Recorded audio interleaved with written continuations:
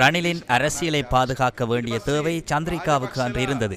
அதன் பின்னர் ராஜபக்சக்களே திருடர்கள் என கூறி 2015ஆம் ஆண்டு ராஜபக்சக்களை விரட்டி ரணில் விக்ரமசிங்க ஆட்சிக்கு வந்தார். அனைவருக்கும் எதிராக வழக்கு தாக்கல் செய்ததாக அவர் தெரிவித்தார். தாக்கல் செய்யப்பட்டுள்ள அனைத்து வழக்குகளையும் சட்டமாதிபர் திணைக்களம் ரத்து செய்தது. சில வழக்குகளுக்கான விடயங்களை சட்டமாதிபர் திணைக்களம் வெளிப்படுத்தவில்லை.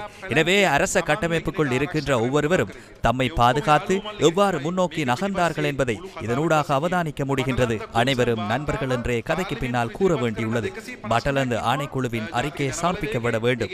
தேசிய மக்கள் சக்தியின் 119 பேர் பாராளுமன்றத்தில் இருக்கின்றனர். அதில் மக்கள் விடுதலை முன்னணியில் அங்கம் வகிக்கும் பலரும் இருக்கின்றனர். இந்த ஆணைக்குழுவின் அறிக்கையை பாராளுமன்றத்துக்கு கொண்டு வருவதற்கான இயலுமை இவர்கள் அனைவருக்கும் இருக்கின்றது.